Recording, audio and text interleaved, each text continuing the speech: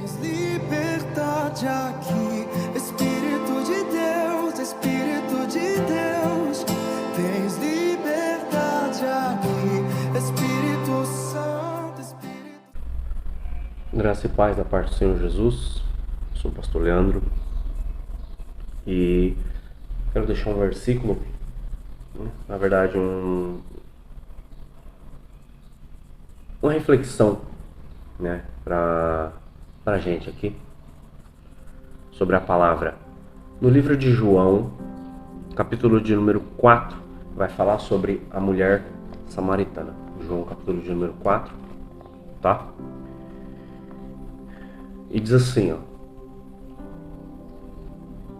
quando o Senhor entendeu que os fariseus tinham ouvido que Jesus fazia e batizava mais discípulos que João, ainda que Jesus mesmo não batizava mais os seus discípulos, deixou a Judéia e foi outra vez para Galiléia. Era necessário passar por Samaria. Foi, pois, a cidade de Samaria chamada Sicar, junto da herdade que Jacó tinha dado ao filho José. E estava ali uma fonte de Jacó. Olha que interessante. Jesus, pois, cansado do caminho. Às vezes a gente acha que Jesus não se cansa, né? Jesus, cansado do caminho, assentou-se junto à fonte. E era isso quase a hora sexta. Veio uma mulher de Samaria tirar água. E disse-lhe Jesus: dai-me água, ou dai-me de beber. Porque os seus discípulos tinham ido à cidade comprar comida. E disse-lhe, pois, a mulher samaritana: como sendo tu judeu, me pedes de beber a mim, que sou mulher samaritana? Porque os judeus não se comunicam com os samaritanos. Jesus respondeu e disse-lhe: se tu conheceras o dom de Deus, e quem é que te diz, dai-me de beber? Ele está dizendo assim, você não sabe quem que está te pedindo água, né? Tu lhe pedirias e ele te daria água da vida. Disse-lhe a mulher: Senhor, tu não tem com que tirar, e o poço é fundo. Onde, pois, tens água da vida? Esse livro ele é um pouco comprido, mas ele vai terminar aqui no versículo de número 29. Só que o que eu quero dizer é o seguinte: a gente vai ver Jesus, como todo bom encontro que ele tem com o ser humano, ele apresenta uma necessidade. Essa mulher aqui, ele chega e ele está com sede, e essa mulher, ela tem algo que ele precisa. Ela tem um cântaro, ela tem uma vasilha, um balde, e ele fala: dai-me de beber. E primeiro ela apresenta um problema, uma dificuldade. A gente não se bate, né? Judeu e samaritano não se bate. E Jesus começa a se mostrar para ela, ele começa a se revelar para ela.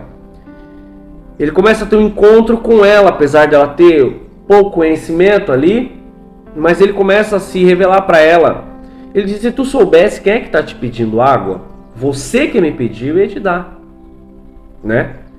E ela diz: eu quero dessa água, né, que não faz eu ter mais sede. E o que eu acho interessante é que Jesus diz assim para ela: chama seu marido. Uma coisa que é bacana é que Jesus, ele não se priva, ele não dificulta de oferecer o que ela queria. Ela falou: eu quero dessa água que você está dizendo que tem para a vida eterna, eu quero dela. E ele diz: chama o teu marido. E ela diz: eu não tenho. Disseste bem, porque tiveste 5 e esse não é o teu. E aquela mulher, ela vai dizer: olha, agora eu vejo que você é profeta. Uns dizem que tem que adorar no monte, outros dizem que tem que adorar em Jerusalém. Ele diz: sabe, a hora vem e agora é que os verdadeiros adoradores adorarão ao Pai em espírito e em verdade, né? E ela diz: eu sei que o Messias há de vir e ele vai explicar isso tudo para nós. E ele diz: eu sou o Messias. Ele já se revela: eu sou o Messias. O que eu acho interessante é que tem uma pausa no versículo de número 27, em que os discípulos chegam, mas a Bíblia diz que ninguém questiona nem a mulher e nem Jesus.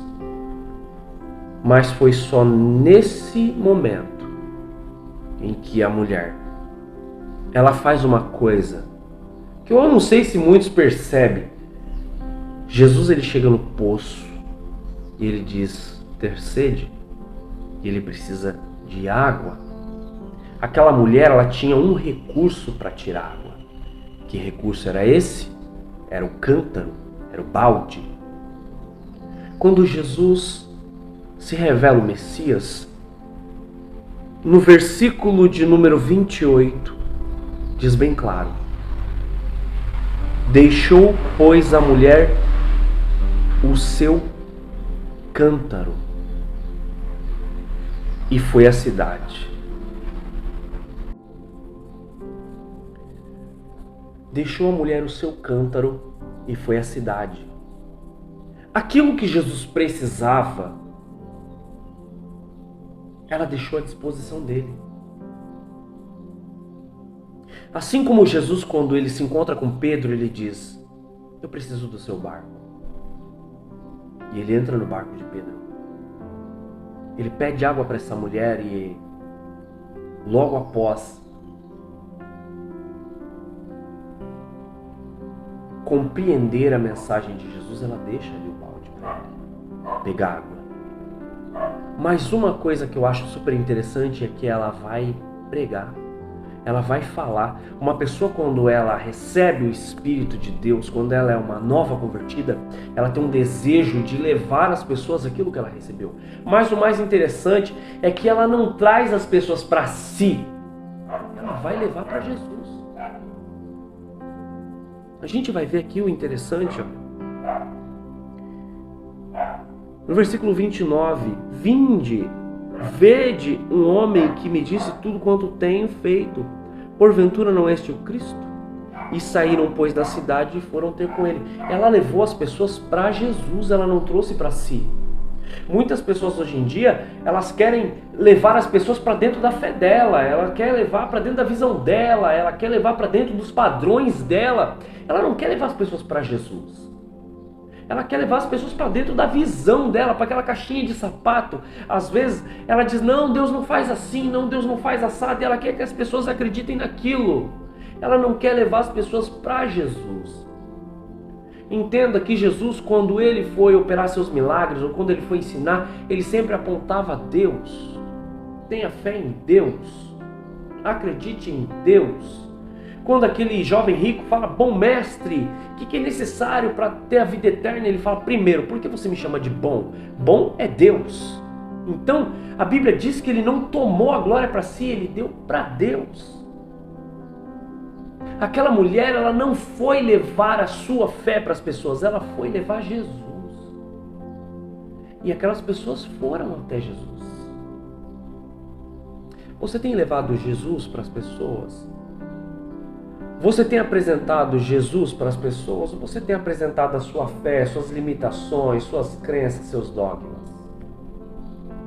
Você tem levado as pessoas até Jesus? Ou você tem levado os seus erros, suas falhas, seus pecados?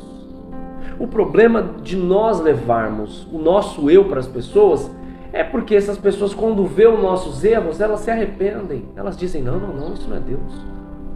E aí a gente começa aquela briga, e não julgue, não fale, não olhe para os erros.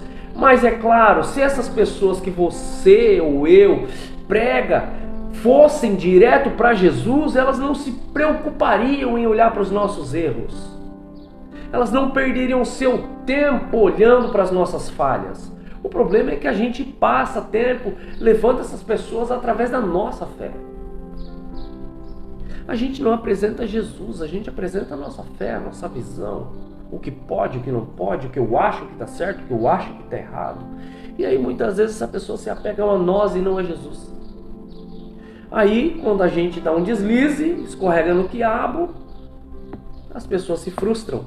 E a gente começa aquela: não julgue, não pode, não, porque ser humano é falho, mas agora vai justificar.